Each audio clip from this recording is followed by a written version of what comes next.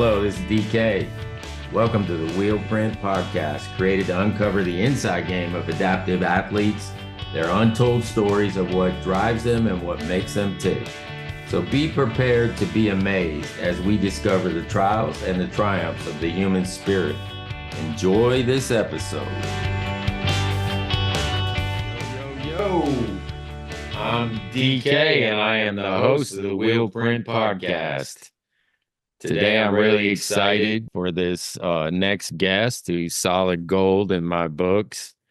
He was injured at the age of 10, and at 14, he didn't know what to think about adaptive sports, much like I didn't know what to expect when Ed Owen walked into my hospital room and wanted me to play wheelchair ball, and I'm like, man, nah, I play real basketball.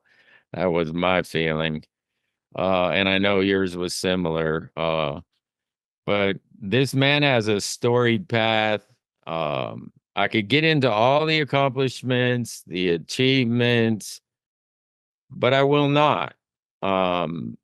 The fact that I call him Pablo is I nickname everybody that's close to me, and this is a nickname that uh, only is for me and the guest, and so I may refer to him as Pablo or Paul. I'm not quite sure, but anyway,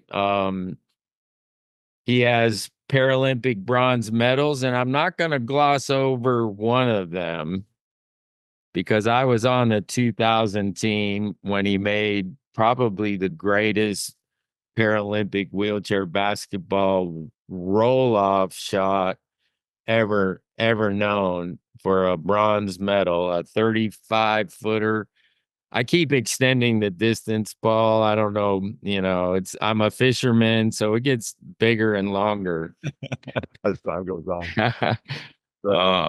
But yeah, that shot was heard around the world, and normally going into a tournament, you don't get excited about a bronze medal conversation. But let me tell you what, a bronze medal is a whole lot better than fourth place and no medal. But he also has world championships, national championships, MVPs of national championships.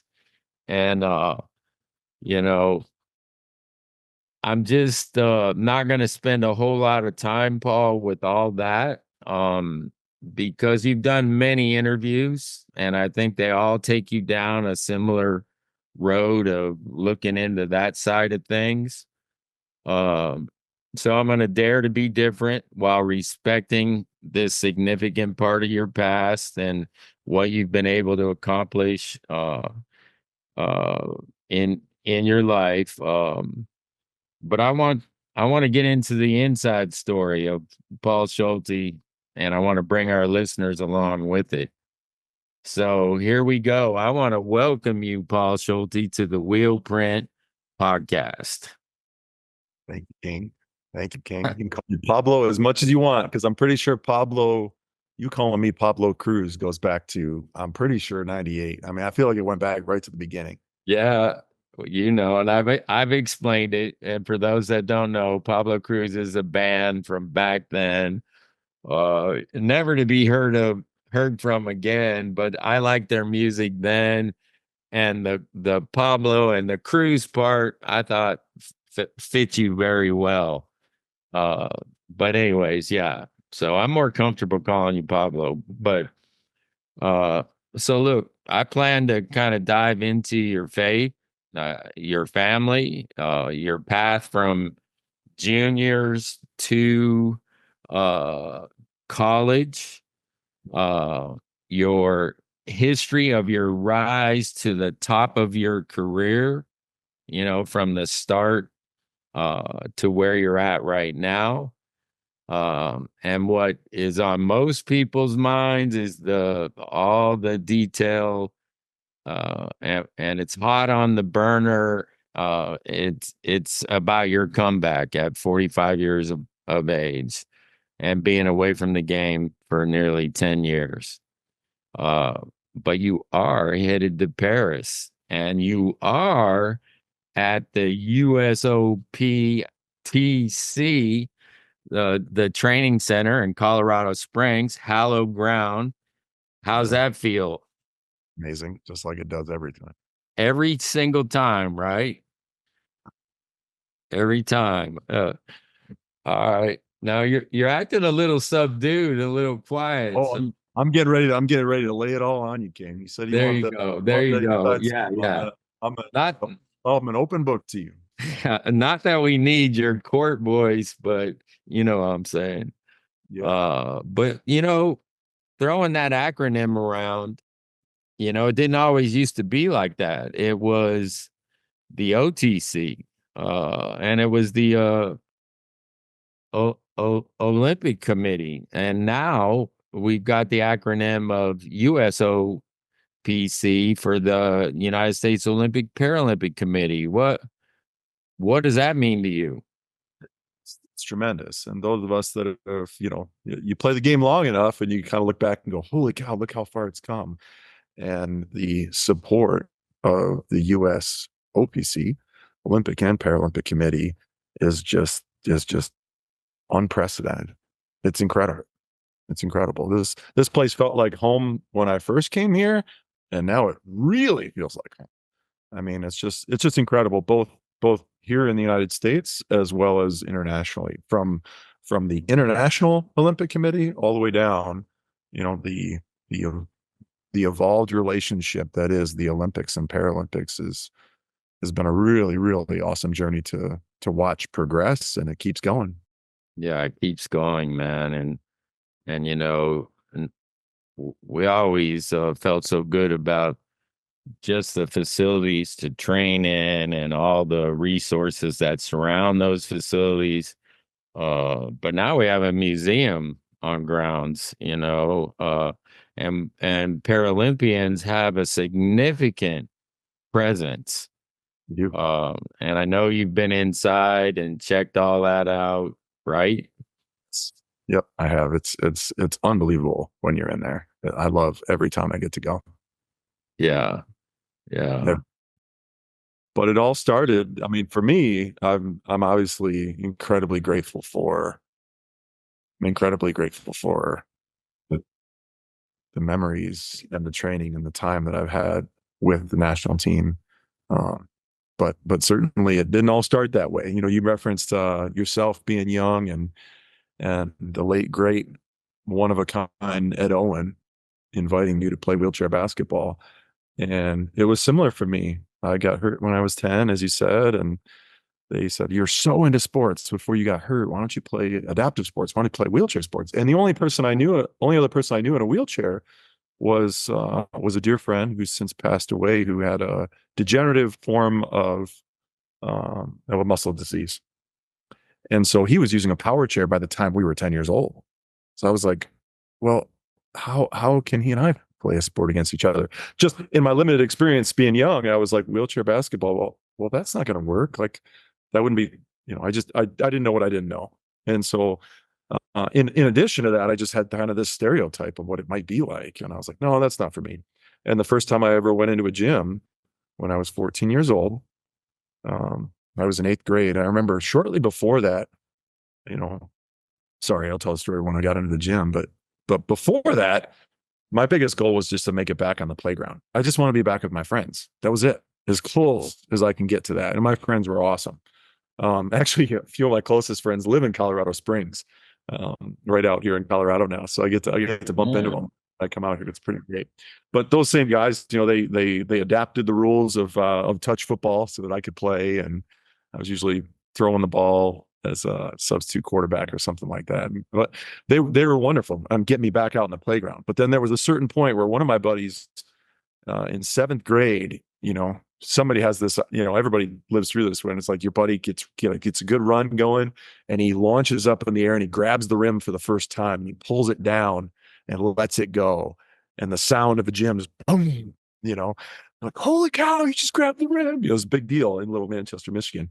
And And I had my own epiphany moment there when I saw him do that. I was like, man, the playground is always going to be fun, but it's only going to be fun for so long. I mean, my buddy's going to be able to beat.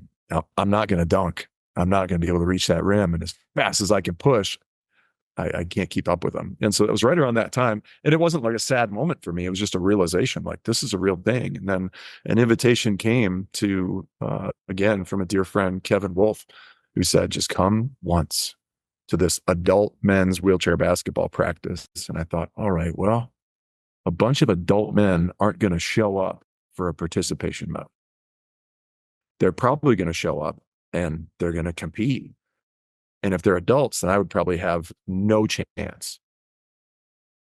And that really appealed to me. I was like, I like that. If I got no chance and these guys are competitive, well, let me go check it out. And then I was super fortunate, incredibly fortunate. I rolled in the gym, and the first night there were at least 4 future Hall of Famers in the gym in Ann Arbor, Michigan. And these are all products of the Detroit Sparks, uh, and other teams. I won't try to recall them all, but they told me stories of Bud Rumpel. They told me stories of those that had come before. These giants that we were learning from and then playing on the shoulders of. But the guys that were in the gym the first time I went in there was number one Mo Phillips, who became just a huge mentor in my life. Tree Waller, um, and Joe Sudica, and Wyman Davis. And then, oh, by the way, Chris Lenzo was there as well. So for your listeners that, go back in the day, we're talking about, for those 5 guys to be in the gym when you first show up as a kid, it may not have been like, Casa and the Condors, No, it's exactly like that. yeah. Yeah. I mean, we were knocking heads with those 5 that you were talking about. Yeah. And we were neck and neck for championships at the time. So it was just like that. Yes. Yeah. And they blocked my shot and took the ball, and I loved every second of it. I was like, yes, I don't want to be handed something. I want a challenge. I want a challenge. And they showed me this mountain to climb that was wheelchair basketball. And they taught me about the Paralympics. And Tree had just come back playing professionally from Italy. And so there was just all kinds of stories and things. And they got real excited real quick about me because I just wouldn't stop pushing for hours. I wouldn't stop. Mhm. I fell in love with the game. And I still remember hitting my very first shot. And I was like, we got to come back. And by the end of the night, I couldn't move my arms. And my dad was like, we better come back next week. And so we did. And that was 14 years old, first getting started. And there weren't any, they told me, hey, you can play with kids your own age. It's just, this is what wheelchair basketball is like. Sometimes things are really spread out. This is a small and fast growing, but evolving sport. And so the closest junior team where I could play, and then we didn't have the divisions back then like they do today, which are fantastic. But I was basically like the junior division just represented, to me at that time, it just remember it represented everybody, number one, but especially this is where I went to go find high schoolers to play with and against. And the closest team was out of Grand Rapids, Michigan, coached by none other than Lee Montgomery. Lee. So when I was 14 years old, we were like, hey, all the guys in Ann Arbor were like, yeah, you can practice and you can potentially play with us, but you should do both. You should be practicing with adults, and that we'll connect you with this guy, Lee Montgomery, who you're going to love. And then he'll give you a chance to play with athletes your own age. Yeah. Well, we're going to go down the road of that path in a little more detail, but right now, and first and foremost, I want to talk about faith and your faith, my faith. I've never had uh, or heard a single negative comment about you as a person on or off the court. And I think it has everything to do with who you are in faith. So let's get deep as to what your faith means to you, and be as bold as you have been with me many times with your faith, and we've shared a lot.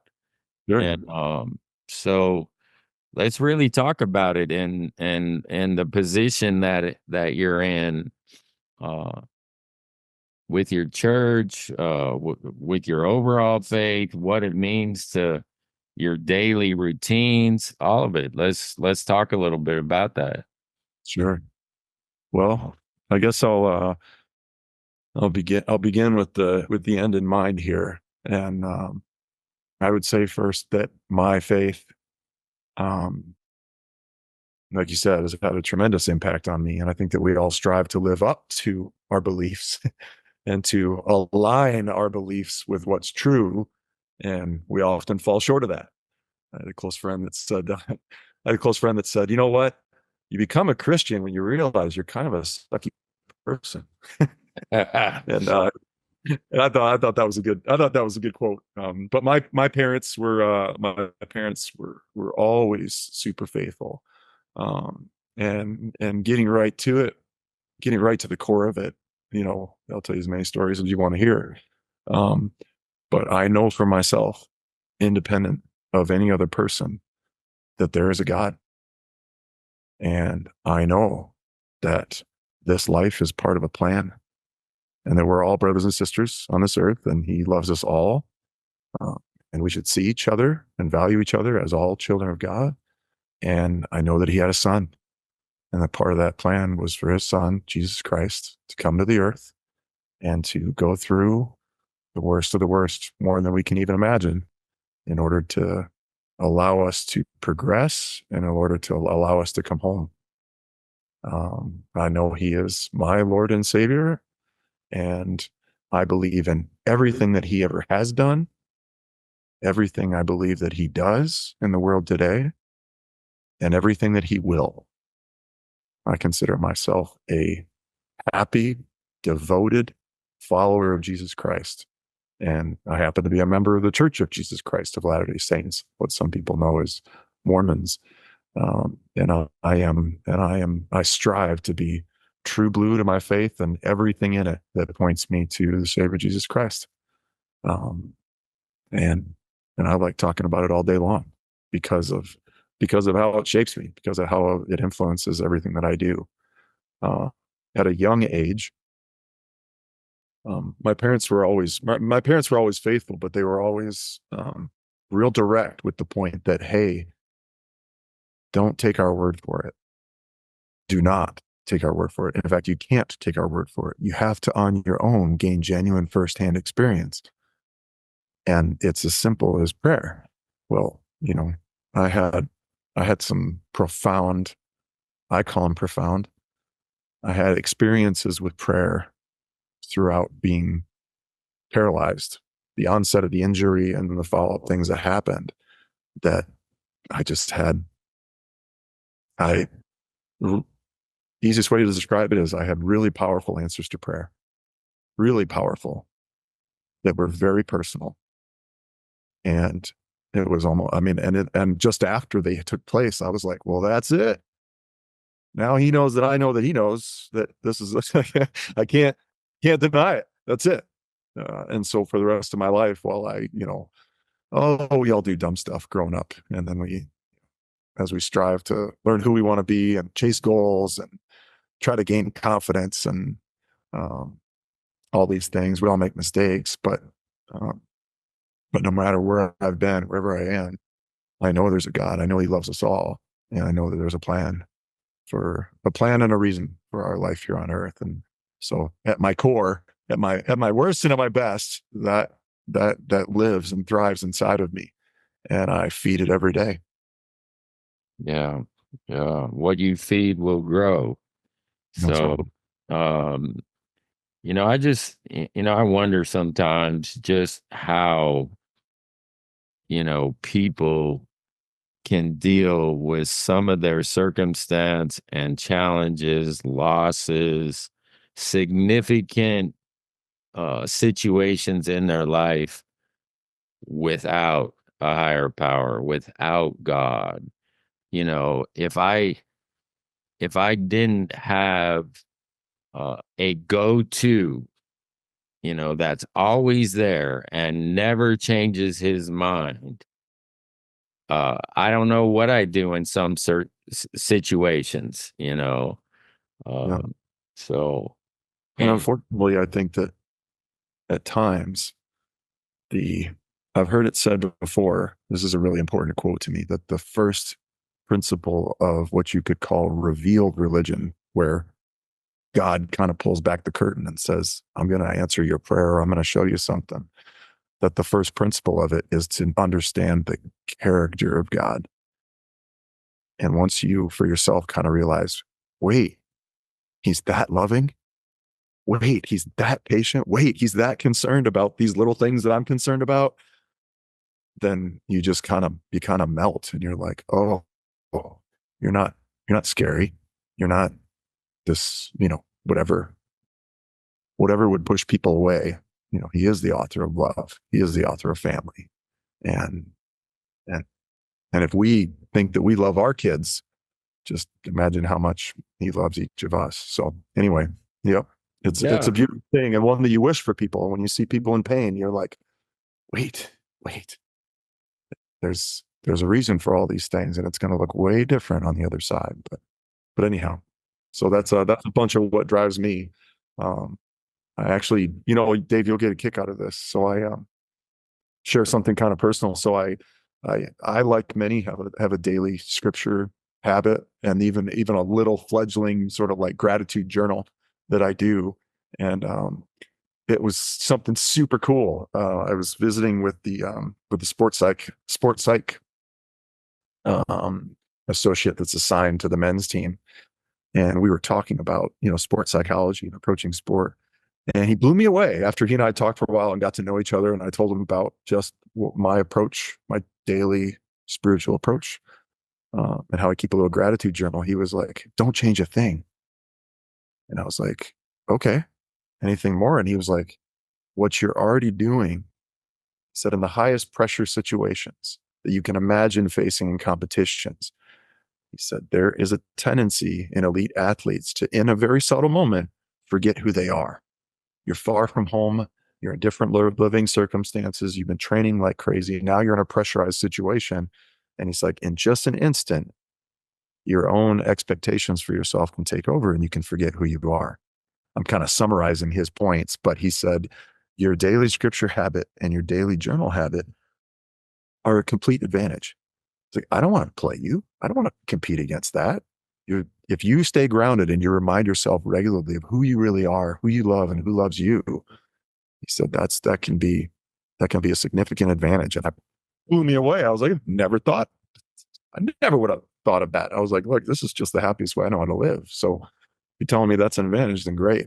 But it was neat to feel the correlation between faith and basketball. And yeah, the Saber's a big reason. He's a big reason. and you don't necessarily expect, at least through my experience, you don't expect that coming through a sports psychologist moment. Oh, You know, oh, no, it's like, it was pretty awesome. So anyway, if somebody's like, well, that's great that you're big on your faith, but I'm more interested in your, athletic accomplishments or yeah. you've done of late. It all traces back to Heavenly Father and Jesus Christ. And Well, so, I've so shared with great. you.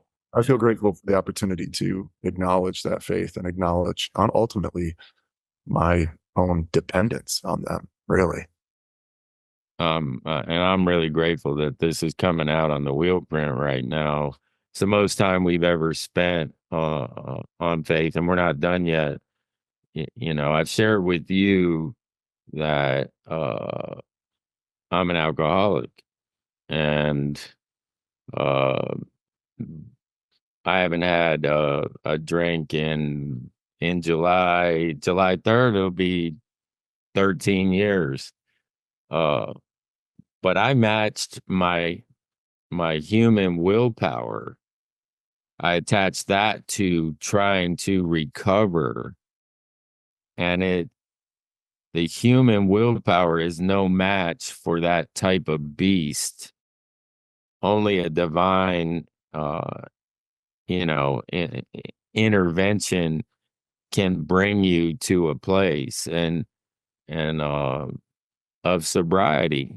And so, and they say, and I believe, a grateful heart will not drink. And you know, I'm pretty consistent. I'm not every day because some days I'm human, I get distracted, but I write out gratitude every morning as well, Paul. And in the center of that is always the blessing that I'm receiving for being in my now, and trying to not project and be in the future or be in yesterday. So anyways, it's good to hear about your gratitude list Yeah. and Kudos and mad respect. We could talk about even that topic, but I'll just keep it short. Just say that some of my biggest role models and some of the smartest people I've ever met have battled with alcoholism. And until I kind of had more experience with these mentors and how they were overcoming it, and the very same path you're talking about in 12-step program and Alcoholics Anonymous, and you realize how faith-based that path is. And then you just develop this incredible admiration for the courage of those that choose it, choose to get help to overcome it from a higher power. And it's real. It's yeah, real. yeah, and I respect. you know, this is the first time that I ever said it online and on this podcast. It's me and you. I've kept it close to the vest, and I'm still not tooting a horn. I didn't do it. God did it. He did it one day at a time, uh, Yep. and I have a beautiful life because of it. You Yep. know, and Yep. but anyway, um, so God works in mysterious ways, man. But He never lets you down. So, well, look, we've been preaching it. There may be some listeners that are going to be rolling their eyes, but I really don't care. And but then there's going to be others that the light shines through, and So I and think that maybe you and they, I, go ahead, King. yeah, maybe they get an idea of how we're made up and what's in our heart. And Yeah. I really want them to know that about you. It's not so much about me. I'm just relating to our similarities, which are somewhat uncanny, and we'll get into more of that. But why don't we move right into family? I know Sure. you're grounded in family. And maybe you could speak at length about your mom and dad, your siblings, your wife Megan, your son Brady. Let's Sure. give them their shine right now. Happy to, happy to. I love the order you're approaching it with too, because it's like, all right, faith and then family, and then these other things come. So I'm super grateful to be one of five kids to Tom and Carol Schulte.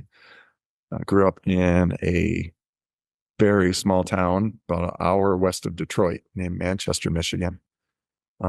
Both of my folks grew up in Michigan, and they didn't meet until choir of college. That's where they first met. And for those two, it was a love story ever since. And so I love my mom and dad. And was full of faith every step of the way. They are prayer warriors, both of them, and they've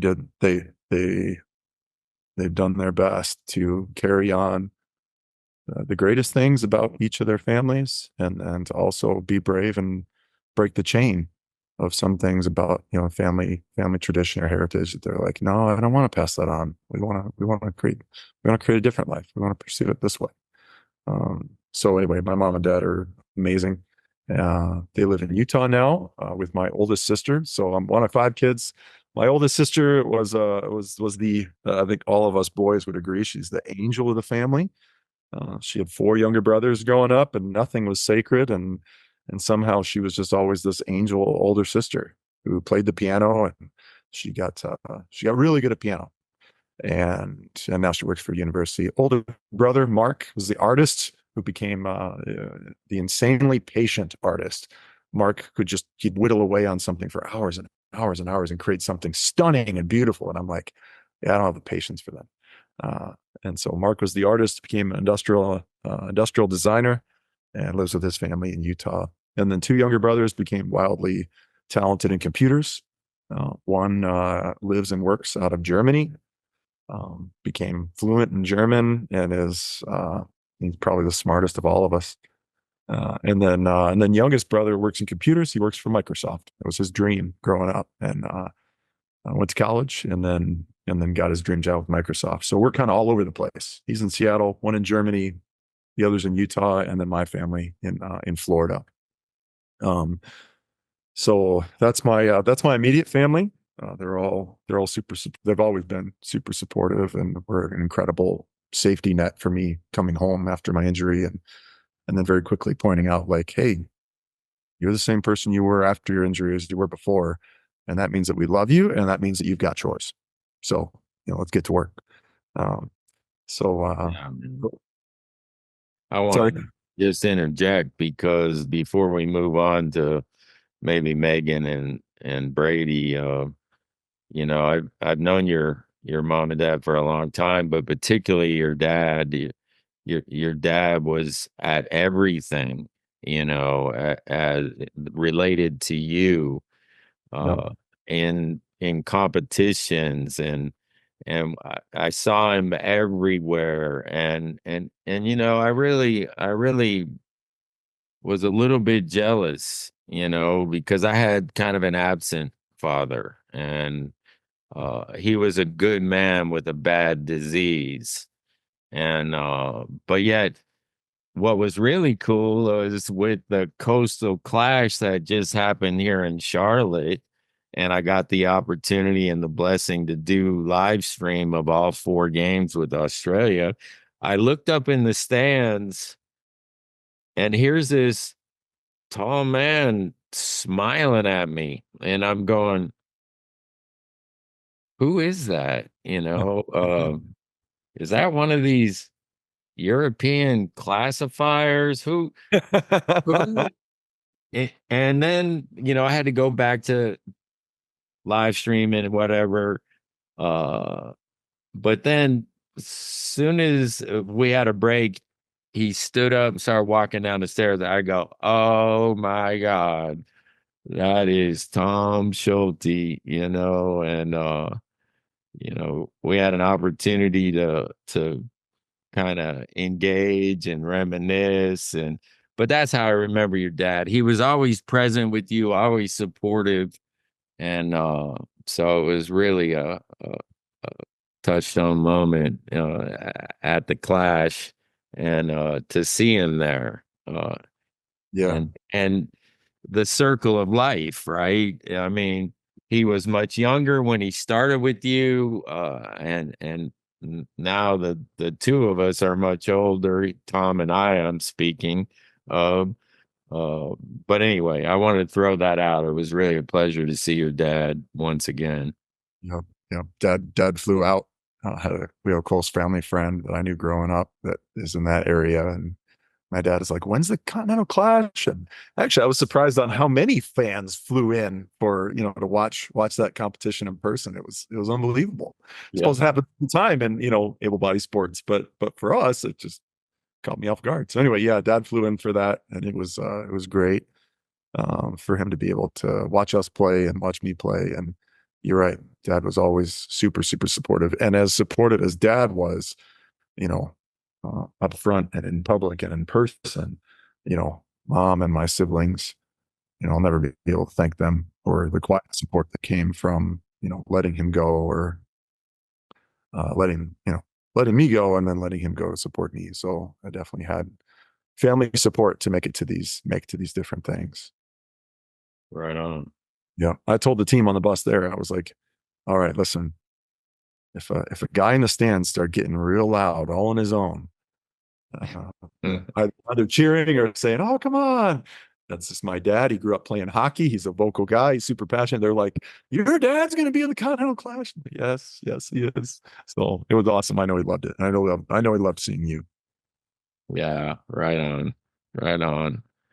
So Well, now we got your immediate Florida-based family that you Mhm. could go on for a whole podcast and longer, but Yep. let's talk a little bit about those two. Sure, sure.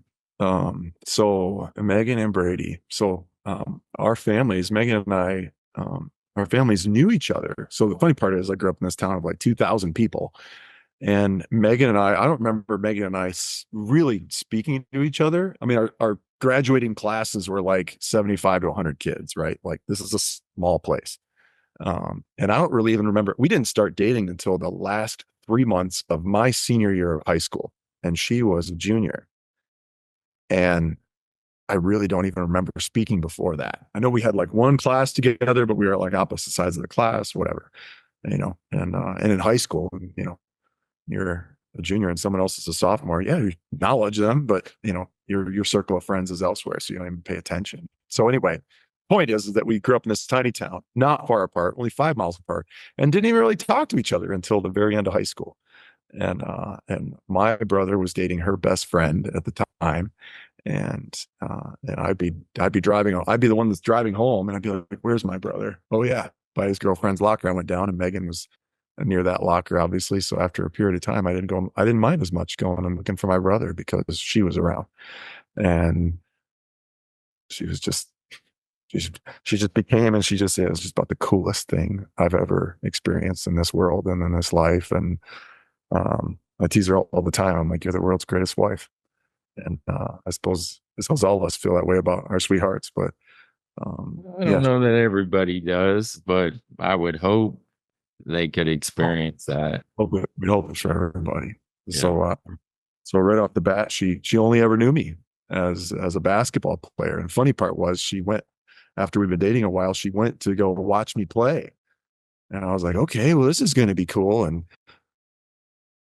I played awful, awful, awful. And after the experience, she was like, that was nice. And I was like, don't even try. That was awful. And she's like, you are like kind of good, right? And I was like, no, I'm not good at all. I'm just gonna set the bar real low. And then, over time I got more acclimated to her watching me play. And she's since been to just amazing moments of Megan and I that probably nobody knows is that well shoot, I mean in 1998 and then in the year 2000 we're competing overseas in Australia, and Meg is online in the middle of the night. I mean, like middle of the night, flipped hours, 4 in the morning, listening to our games. And when I hit that shot that you talk about in the bronze medal game in Sydney, she was jumping up and down. She was like, I gotta call somebody. She's like, there's no one to call. It's 3 in the morning, So she's just been there at every single moment, every single high, every single low. She went in person to Beijing in 2008, and then went with Brady when he was 2 years old to London in 2012.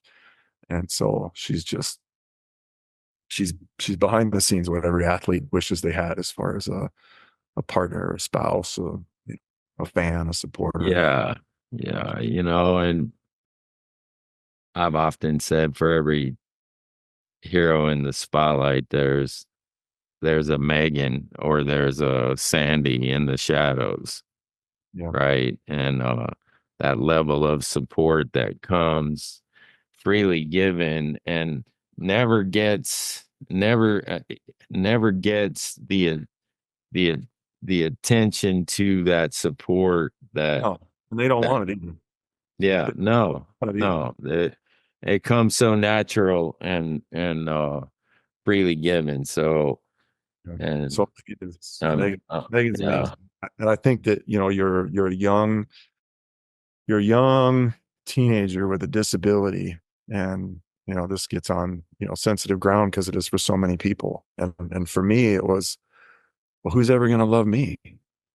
right, I'm disabled, and right, there's so many things I can't do in this life. I'm never going to be able to take her ice skating. And I grew up in Michigan, obviously. We live in Florida now, so ice skating isn't that big a deal. But I didn't know that at the time, and all the things that I thought for sure were going to be the biggest hurdles and the biggest problems. um, had to do with my disability turned out to be nothing, absolutely nothing compared to the things that all couples grow through and grow over and grow toward together. So as a young teenager, it was like, well, who could ever love me? And then it was like, good heavens, how did I get so lucky to be born near this girl? Yeah. And And this is so important because we know that there's young or newly injured folks out there that have the same exact fear absolutely, projection. I know I had it. It was my number one. well, Would absolutely, I ever be able to have children? sure, My number one. Would I ever be able to be a grandfather? I thought that as a really young kid. yeah, So some of the ballers out there might be going, man, this is going in some crazy directions. Well, yeah, but there is a balance needed in our lives. And particularly if you're going to be a road warrior basketball player and you have a relationship, a spouse, you better know how to take care of it yeah, because our goodie basket as an athlete is getting filled up all day long while the other is in full sacrifice. And and that's where a lot of relationships go awry when things get skewed. So yeah, just yeah. in case you're Well, wondering why we're going where we're going, listeners, this is the inside story, and hopefully you can appreciate it. yeah. Well, we started right. They say, hey, life gets real stressful when you feel imbalanced. And sometimes you feel imbalanced because you're spending so much emotional energy on areas of life that aren't the number one thing. And so for us starting with faith and then talking about family, that's right. Yeah. Unfortunately, we have to, in life, you find yourself, you're like, wow, well, I work most of the hours of the day to support my family and you don't always spend your time on the majority of your time on the things that matter most, but it's important to start that way.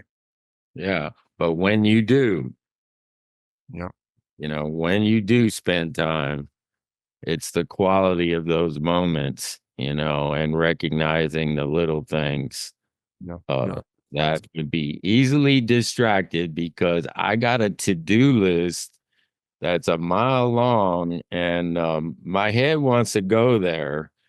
Uh, so anyway, it's what I've learned, sometimes the hard way. Yeah, exactly. And through experience, you're kind of like, wow, when the storms of work or the storms of elite sports or the storms of life hit and this really start to drag you down, it's starting your days focused on faith and those key relationships in your life that can kind of waterproof your heart over time. If you start each day and you continually go back to those things, it's like, okay, storms are going to come, but those things are things that matter most. So Yeah. Yo, just a quick break here. I want to talk to you about a company that I want you all to check out. UMed is the official medical supply company of the Wheel Print podcast, and it's the best way for you to get your supplies. This company was founded by my very good friend, Yasmin Bamber, who has used a wheelchair for over 24 years and has real on the street experience. His team knows exactly what you need and how to get it to you. All products are delivered accurately and on time, and I can easily attest to this as I am a happy customer myself. They also know how to handle your insurance company and will fight for your coverage. Their customer service is simply elite. There is always a person to answer your calls and questions. Worry-free, UMed is the way to go. Contact Yaz at u-medinc.com to jump on board. Please mention the Wheel Print podcast or my name, DK, and help ensure the future of this podcast while getting top shelf service from UMed. All right, man. Hey, we're talking Brady. I see him. I see all the social stuff that exciting and oh, I gotta imagine, you know, you're the proudest dad ever, and Megan the proudest mom. But I sing his feel song, man. What's going on with Brady? I'm just for everybody out there. I have a 14-year-old son, Brady, and we are your typical proud parents. You know, the kid is awesome at school. Kid is awesome at sports. He's awesome at church. Um, I'm just I suppose every dad feels this way in one way or another, but I'm just a crazy through the roof proud dad. I'd love to see how hard he works on his athletics. Uh, he's straight A's and he brings home his report card and he's like, Dad, what were your grades like in seventh and eighth grade? I'm like, well, you know, I tried hard. yeah, I wish I could even say that. Yeah, I Like, know. just keep doing what you're doing. So, Meg is obviously an amazing influence on him, and we're just super proud of him. So he competes in BMX bikes. Not often it looks like motocross, but it's bicycles. It's all pedaling, and so racing BMX bikes is one of the Olympic sports, and Florida is one of the hotbeds, one of the meccas for that. And so, from a young age, he went to a birthday party when we were real young, when he was 4 or 5 years old. I always get this wrong, but we were there for a couple hours, just like my dad with me, and we're like, "You ready to go?" And he's like, "No." Like, okay, I guess we better come back. And so he's Sarasota BMX. He's been growing up, getting to experience literally Olympians, men and women Olympians of BMX come through and train on that track. And he's got to meet them, and his own coaches have their own decorated past. So he wants to be as good as he can possibly be. So this year he competed in the worlds for BMX. It was the very first time of a 14-year-old for USA. So it's a special year for us in our house for sure. So couldn't be more proud of my boy Brady. Yeah, right on, brother. Right on. I knew, I knew it was like that. You can just see it and feel it. So yeah, Brady, we all got an eye on you, man, and keep it right side up. No more broken Yeah, bones, yeah. that kind of thing. But, you got to let it rip. You got to let it rip. So there's a fine line, Good BMXers don't fall. I always heard that as a downhiller. Good downhillers don't fall because the price is too heavy. It's just too heavy. Uh, well, look, you got a degree from UTA and you played ball there and you had a tremendous career there or experience. Uh, I spoke to Opie today and I think did you begin building robots back in those days I, in your engineer background? let's see here. When did I start working for? I worked for a small automation company that was building custom robots in Dallas Fort Worth, and it was Willie Hernandez that got me that job. I had think Oh, Willie. I had gained some CAD experience working for Invacare, and so I could draw stuff on the computer. And Willie was like, "Hey, how good are you at that?" And I was like, "I like it a lot." And he knew this company, and and he said, "Well, they could use some drawing. They could use some drawing help." And so before I graduated college, I had started working, and even to the point of working full time for that small company. So yeah, DFW was a great place for me to start out. Love my time at UTA. Yeah, right on. And I mentioned Opie, that's his name known to the world of sport, but it's Jeremy Lade. And anyway, we're gonna talk a little bit more about him in a second. But yeah, you're the only guy I know that's got his name associated with robots, especially in the wheelchair sport world. And go figure that you and Willie, two extraordinary examples of engineering, you know, uh, Yeah, really, really uncanny, really cool. yeah. Uh, all right, so 1997, you make your first team. Let's just go back. What did that mean when you heard your name? Oh my gosh. Man, trying to think of whether or not to. Usually, like somebody will ask me a question, I'll start telling a long story to get to the answer. But um, I I did not expect to make it. I did not expect to make it. Um, just before that point. I mean, even leading to. So we kind of talked about me getting started with these. Yeah, I'm going to do it. I'm going to tell a long story in order to get there. So I talked about going to the gym and Mo and Tree and all those guys teaching me how to play. And then through high school, every year I was coached by Lee Montgomery, Hall of Famer, coach. If I don't call him coach, he lets me know about it. By the So way, he just called me as I'm talking to you. Uh, I'm like, yep, okay. Yeah. it's fantastic. Fantastic. Anyway, Lee Montgomery, everybody that knows him has the same reaction. One of the great all timers. Every time we made it to a championship game when we were playing in juniors, I don't care where we were, he'd show up championship Sunday in a suit, looking clean, with matching everything, a couple extra chains. And I grew up in a cow town of Michigan. I knew nothing about talking smack, but I never needed to because Lee had that totally covered, no matter what. Opposing fans, players, whatever. He's like, yeah, you just keep pushing hard and leave that up to me. So it was amazing, getting coached by Lee and all of these guys. And they said, hey, if you want it in your future, if you work hard enough, you can earn an invite to the national team. And then that same year, I played for Lou Shaver for under 23 for the under 23 World Championships in Toronto. Um, and if I'm not mistaken, that was the first one. So talk about one where the young guys kind of eyebrows go up a little bit. Like, you played in the first under 23 championship? Yes, I did. yeah.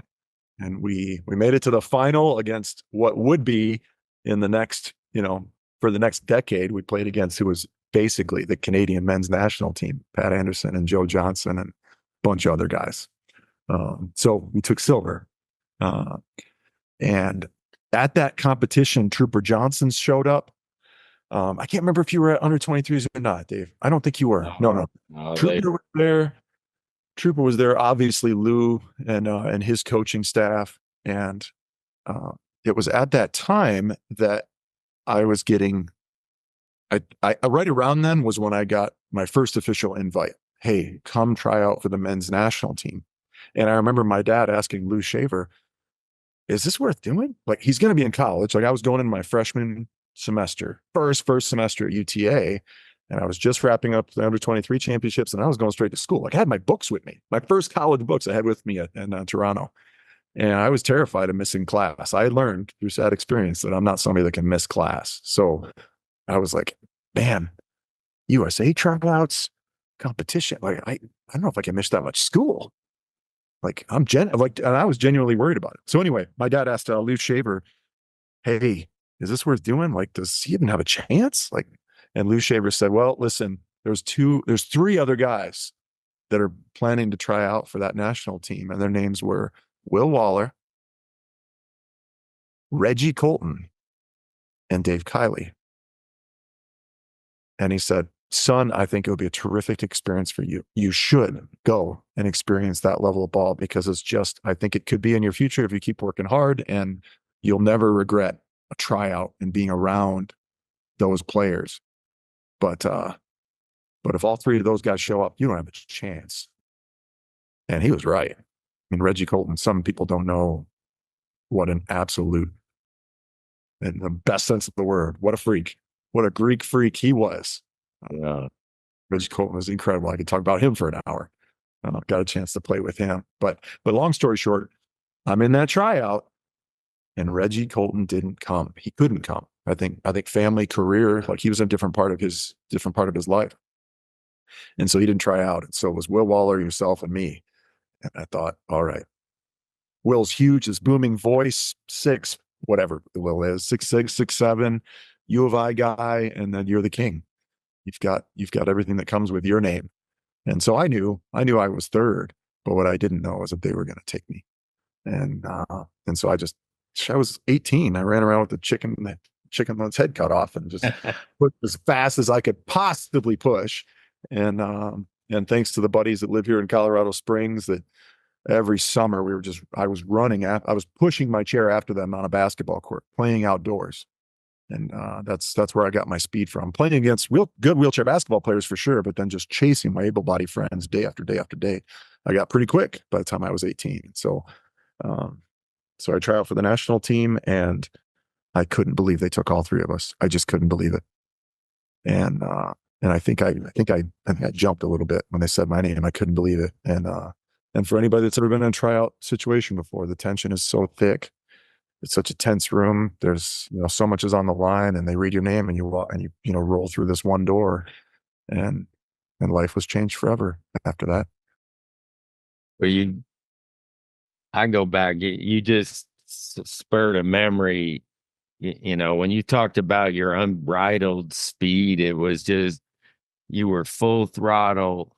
One of my first words, or one of my ditties that I laid on you, I was like, Paulie, Oh, sometimes, oh, whoa, whoa, whoa, whoa, whoa. whoa, whoa, Sometimes you've got to go slow in order to go fast. yeah, there you go, man.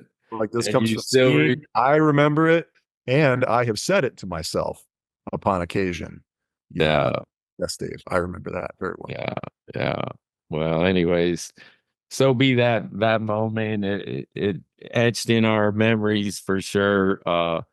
So we're getting to the point where I got to get going here in the outline of things that need to cover. But 2022. Well, first of all the names you've been dropping are either Hall of Famers or future Hall of Famers. I'm just paying attention to that, and I hope the listeners may not know.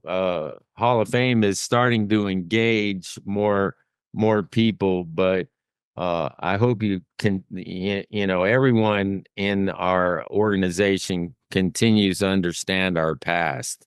But anyways, you were inducted first time, first ballot in 2022. Just give us a clip note. You gave a unbelievable acceptance speech, but just tell us briefly what your how you feel about being in the Hall of Fame. Okay. Well, it was a huge honor, and I suppose that I kind of did what people do when you contact them. You're like, wait, sure, I'd love that honor, but I'm pretty sure there's a couple other people that should be going in before me. Uh, and that's your initial reaction. It's just like, man, do I belong here? But then it was incredible. It was incredible, and the job that the support that the Hall of Fame has received, and then your efforts. I mean, it was. Look, Matt Scott was in a red suit. There was a there was a red carpet. All the trimmings were there. We were up on stage. It was an incredible night. And so my son to be able to be there and experience all that was really special. And then the people that showed up, it was great. It was good. Yeah, All it such was. We're all such beneficiaries. You don't get involved in wheelchair basketball without coming away with a mentor. End of story. And it doesn't matter whether or not you play for a national team or you make it in the Hall of Fame. You meet people with Hall of Fame hearts and personalities and their effect on you over the years. You and I could go on and on about people that had, huge impacts on both of us, and they're just wonderful people. And you have your own light bulb moments in adaptive sports of meeting somebody that you perceive to have things worse than you, and yet they do even more with it. And you have your own silent little light bulb moment of going, well, what's my problem? Why can't I do more? And also, they encourage you when you mess up. So my acceptance speech had to do with Dan Burns and that first experience of playing at the World Championships and being terrified to make a mistake uh, when he was going to start me in the game. And he said, it's your reaction to your mistakes that are going to be the key of how this goes down, not your absence of mistakes. And he just infused me with a bunch of belief, and we went out and took down the world that year. It's pretty awesome. Pretty awesome way to start. Yeah, man. Um, that real quick, the inroads that are being made are really amazing. we had 3 women go in this year, and I just want to put it out there that they will be recognized at the Naismith Hall of Fame enshrinement coming up in October with all the NBA guys and women going, uh, Yep. really, really exciting. And I'm gonna leave it at that. But we are making tremendous strides with the Hall of Fame and the NWBA. Thank you. Uh, Paulie, we got to talk comeback, baby. We got to talk right now All right. about comeback. All right, you're away from the sport nearly 10 years. Uh, I can relate because I went from 92 to 2000. That's another similarity between us. Uh, and when I was on that team with you in 98 and 2000, I was the oldest, you were the youngest.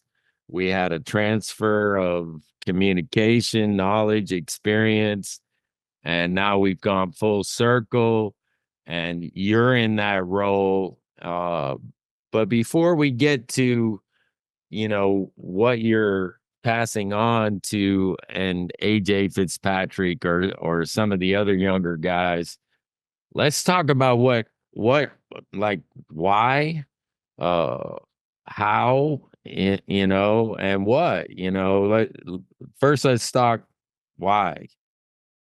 Sure. Um, well, it's fitting that we started out the podcast the way we did because the why has everything to do with faith, family, and mentors. And history has a way of repeating itself. So, when I first made my team, I didn't realize how much realize how much the Savior would help me towards athletic goals. I always kind of assumed that he would prefer I be doing other things. But as time's gone on, I've gotten older, I've realized that he'll help me more and more. So number one, I gotta just acknowledge my complete dependence on Jesus Christ. I mean, anytime I come to him with a serious dream about my life, regardless of whether or not I just got paralyzed or whether or not the odds are really against me, I'm always like, listen, I don't pray for anybody else's failure, but I do pray to reach my own potential. And wherever that leads is okay with me. And so my faith, number one. Then my family. My son was 2 years old when I competed in London in 2012, and so he doesn't remember any of it. And so my wife and I over time talked about it, and it was like, you know what? All right, he's 14 now. He's 13, 14. Let me show him what it looks like for dad to chase a dream every day, and to be a disciplined approach, and to what this looked like back then and what it looks like now. And so Brady was a huge reason why. It was a happy day 2 years ago, and Brady's like in seventh grade, beginning of seventh grade, and he was like, "Dad, I think I want to start lifting." And I was like, "Yeah." He's like, "Yeah, like every day." And I'm like, "This is awesome." So, so thankfully, in our house, Megan turned our dining room into a weight room with a Smith cage and all kinds of good stuff to be able to do good workouts in. And so really, it was after COVID that I started really after, a ways after COVID, I started lifting weights with Brady, and that added to what's my third why is mentors. So after I stepped away from the national team, I was super fortunate to stay involved with doing color commentary for NBC, et cetera. Um, but then one of the things that I love about working at Top End Sports is the wide variety of products we build for. So we build basketball chairs, and we build day chairs, and we build racing chairs, and we build hand cycles. And I always thought, like, hand cycling, I think I'd like to get into that a little bit. So the long story short is I started competing in hand cycling. And Dave, I met I met three role models that blew my mind: Carlos Melita, Krieger Shabort, and Heinz Frey. And um, these three guys were incredible for me. Just my interactions with them, just their little bit of mentorship, and why they were cool is that they were in their 50s and 60s. And for Heinz, I don't even know how old Heinz is now, but Heinz might be getting close to 70. And these Yeah. guys, these hand cyclists are cut. They are cut. They're ripped and they're strong and they're light and they've got energy. And they just, I just started to interact with them and they're like, how old are you? And I was like, 40. They're like, you're a baby. I was like, a Hey, baby? before age, before hand cycles, huge names on the track. Oh, yeah. Oh, Huge, yeah. Racing wheelchairs. huge. One of them. Each Yeah. one of them. Ironman, triathlon, Yeah. wheelchairs that eventually like became world contenders for hand cycling as well. And these guys are like 40 years old. You're a baby. I'm like, I can't think of the last time anybody called me a baby. They said, you have no idea what your body's capable of. And Dave, I'm telling you, they are skinny, but they are incredibly strong. It Yeah. didn't matter. I was lifting weights. I was strong. I was younger than them by 20 years, and it didn't matter. They were so strong. They just exploded past me. And I was like, how is this possible? And they're like, discipline. They're like, and also I've been building this up over the course of 10 years. So you don't just lift weights for a year and then contend. Like this is endurance sports is just a whole world that I didn't know that much about. So anyway, so the why has to do with my faith, my family, and these mentors. That's the why. And so I started getting in better and better shape after COVID. Started cycling more, lifting weights with Brady, et cetera. And I start like shedding pounds. I start competing in hand cycling, and I'm like, well, nothing helps you about being heavy in hand cycling. Zero. I mean, maybe downhill you get to keep some momentum, but when you're climbing, it's just brutal. You just want to throw weight off. And so I'm like, well, I don't like the way I feel physically after COVID. I didn't like how I felt physically. And I'm like, let me start losing weight just to compete in hand cycling and have fun with it. And that continued on and on until I had some pivotal moments of realizing, holy cow, maybe, just maybe, if I kept on this path, I could do a tryout again. I could try out for the national team again, and didn't tell anybody about it. Nobody. The only people that knew were me and Megan and Brady. And then a couple months later, when things continued to progress, then Rob Taylor, I told Rob, the head coach of the U.S. team, this is my intention, but there's no point in telling anybody unless I actually end up at tryouts. And when you So talk about progress, what does that mean in terms of how much weight you threw off of that hand cycle? How much did you lose in preparation for that moment? a lot. So, how much we weigh in wheelchairs is kind of different, right? Because I mean, our legs are pretty skinny to begin with. So it's like, Yeah, what yeah. would you be weighing if you had, but you can look at photos. You can look at photos. I was enjoying my grub. I was enjoying my barbecue for sure. So I was bigger, but I had specific goals for kind of a fighting weight. I knew that I wanted to make it down to like somewhere. I knew I had to be faster than before in order to make a team when you're older. Like I knew I had to be faster than before, stronger than before, with a much more disciplined approach than before. And so I had goals for speed. I had goals for strength. I had goals for shooting that I kind of laid out a plan for myself and just said, okay, month over month, I got to be hitting these things and I have to reach it to a certain point. Otherwise, I'm not trying to, you know, I'm not trying to draw attention to myself. I'm trying to see where this road leads. And if it leads to a national team tryout, then I'll go try out. And it did. It did. And Steve Serial he had just such a subtle comment when he saw me, getting in shape. He was like, hey, you want to give this a go?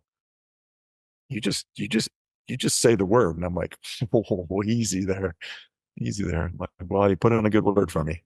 And then Well, trained all summer and got that invite. And I still remember Megan waking me up in the middle of the night. She noticed an email come in. It was on her phone. I said middle of the night. We got to bed at like 8 o'clock, Dave. So this could have been like 11 o'clock. That she's like, wakes me up. She's like, the email came. The email came. You got the invite. And just days, I just hugged her and was like, holy cow, here we go. And history repeats. So going to yeah. tryouts again for the first time was a thrill. And they had a number 14 reversible jersey waiting there for me, practice jersey, which was Sweet.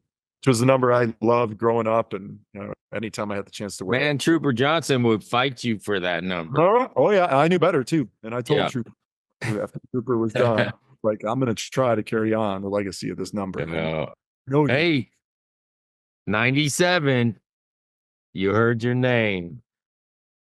All that time later, 27 years, you heard your name in 2024. What that sound and feel like? Well, I didn't cry until after I made it out of the room. Tell you that. Yeah. But I'm as the tryout went on, by the very end, the last day, I felt like I had a particularly good day, and felt like I had it. So going into that room, I was trying to keep from shaking out of just like, I can't believe I'm here. I can't believe I'm living this. And then they read my name, and I rolled out, and yep. Then I cried, and then Steve hugged me. memories.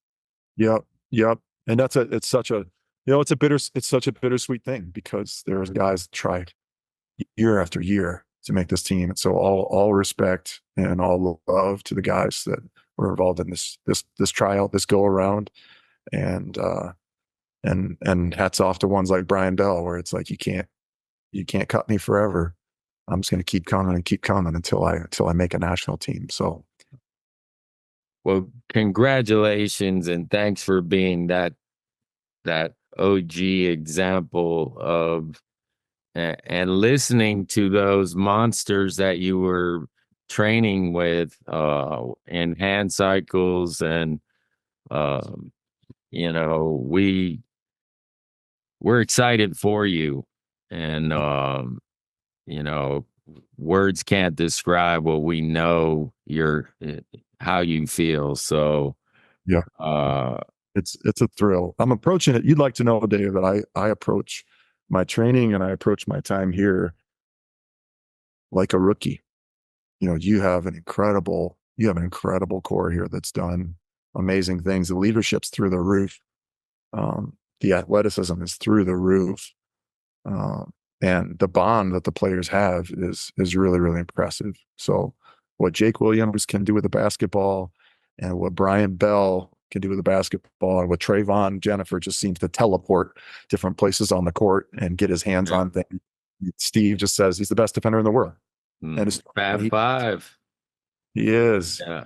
So So the team's incredible. And I told them right from the jump, I was like, I will do everything I can to contribute. And if I can contribute in whatever that means, just like that 97 team, Dan Burns picked me, and I was like, if you want me to hand out water, that's what I'll do.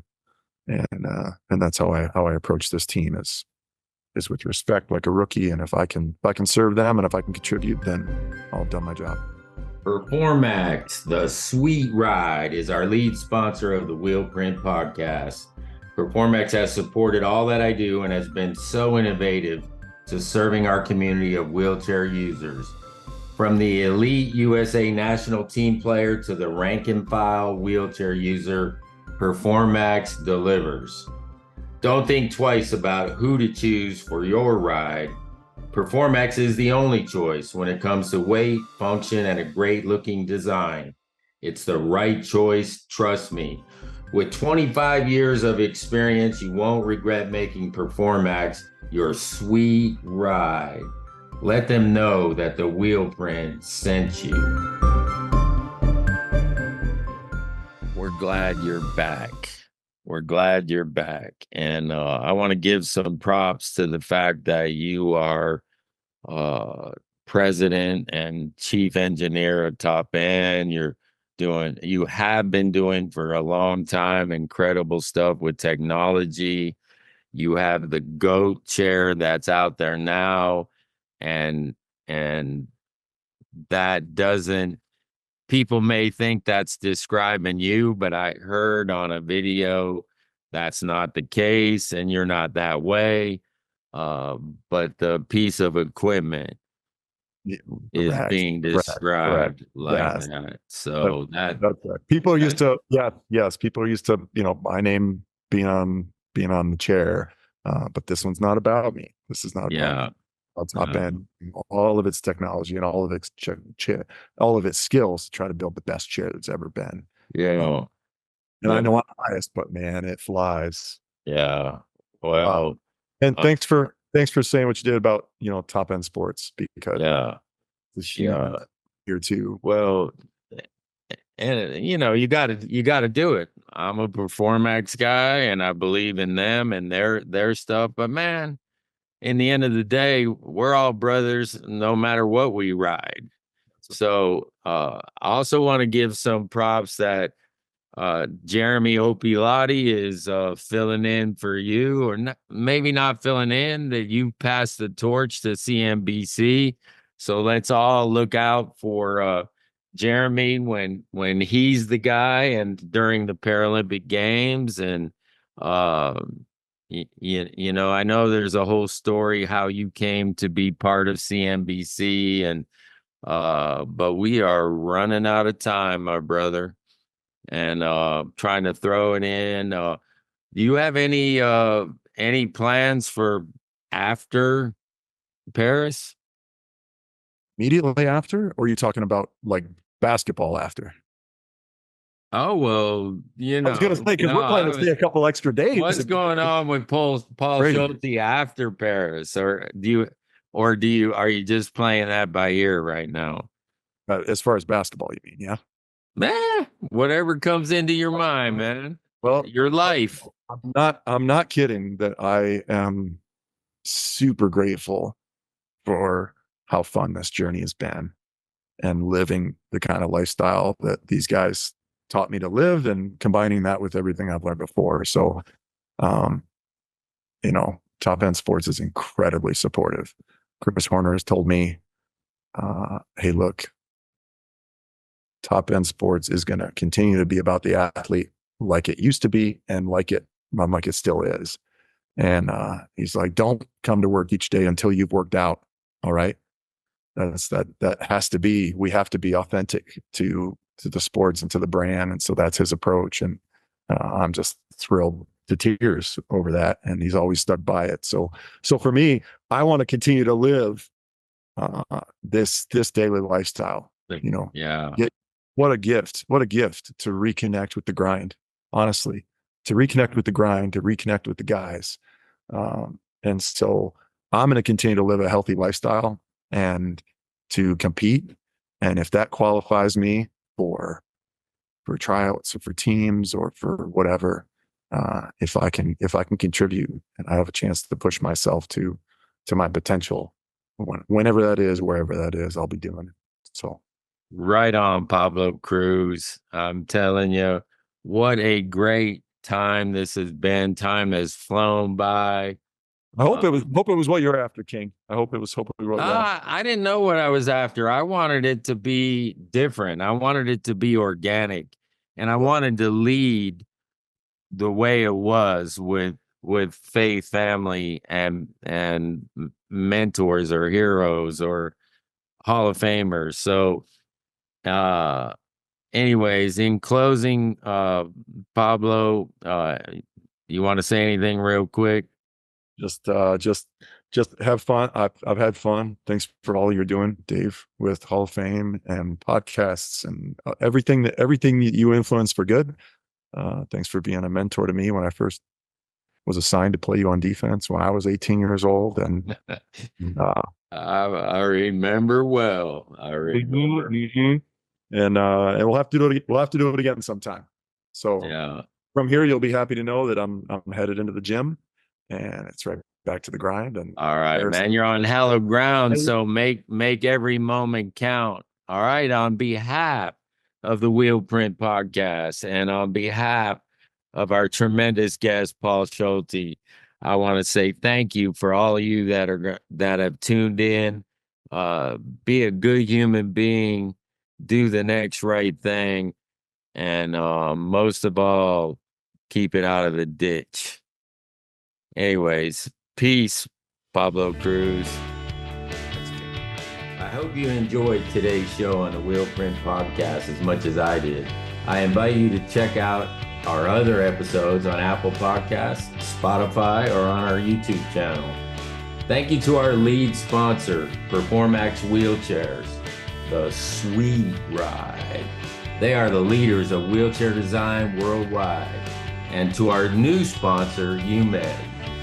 Special thanks to Ish Tanyeri of Dromos, our lead producer of this show.